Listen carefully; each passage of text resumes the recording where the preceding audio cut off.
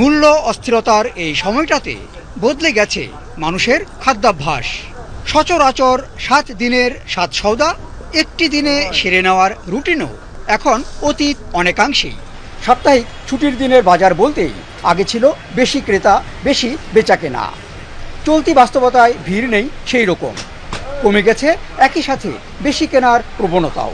কোরবানি ঈদ সামনে রেখে প্রতিবারের মতোই চড়া দশায় নির্দিষ্ট কিছু পণ্যমূল্য। এক্ষেত্রে আমদানি নির্ভর হওয়ায় ডলার ইস্যুটিকে, আবার কেউ বা মৌসুমি বাণিজ্য প্রবণতাকেই মশলা পণ্যের বাড়তি দরের কারণ বলছেন। যারা দোকানদার, খুচরা দোকানদার, এরা আনে অল্প অল্প, এরা মনে করেন একটু বেশি দামে আনে, বেশি দামে বিক্রি করে। বাইরে থেকে যারা ইনপুটার, তারা যদি মনে করেন দামটা একটু কম দামে দেয়, তাহলে এরা কম দামে কিনতে পারবে, খুচরা আবার বিক্রি করতেও কম দামে বিক্রি করতে পারবে। ঈদের তুলনা করে মানে মশলার দামটা অনেক বাড়তেছে। এটা কি সিন্ডিকেট কাজ করছে না কেউ আটকে রাখছে? সরকার যদি মনিটরিং আরো বাড়াইতো তাইলে আমার মনে হয় যে এত বাড়ার কোনো অবকাশ ছিল না। অবশ্য স্থির আছে ভোজ্য তেল এবং চিনির বাজার। চিনি ছিল 145, এখন হলো 32 কিনা 35 বিক্রি, তো 10 টাকা কমছে। তেলের বাজার ওই আগের মতনই আছে।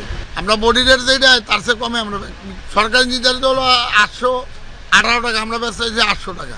যদি আপনি বেশি মাল নেন তো একটু ছাড় দেয়, তো ওই ছাড় দেওয়ার সুযোগটা আমরা নেই, ওই সুযোগ নিয়ে আবার আমরা একটু কমে।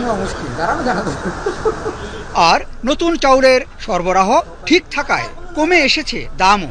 এখন বেশিরভাগই নতুন চাল আমদানি হয়ে গেছে। 14 বৈশাখে যেই চালটা আসে আপনার 28 মিনিকেট যেটা বলা হয়, এই তারপরে আপনার পাইজাম, স্বর্ণা, এইগুলার দাম একটু কম আছে। আক্ষেপ উচ্চারিত হচ্ছে তা হলো একবার কোনো পণ্যের দাম বাড়লে অনুকূল অবস্থা ফিরে আসা সত্ত্বেও কমবার লক্ষণ দেখা যায় না। আর এই রকম মূল্য অস্থিরতা নিয়ে কথা শুনতে হয় খুচরা ব্যবসায়ী বা সাধারণ দোকানীদেরকেই। যারা দোকানদার, খুচরা দোকানদার, এরা আনে অল্প অল্প, এরা মনে করেন একটু বেশি দামে আনে, বেশি দামে বিক্রি করে।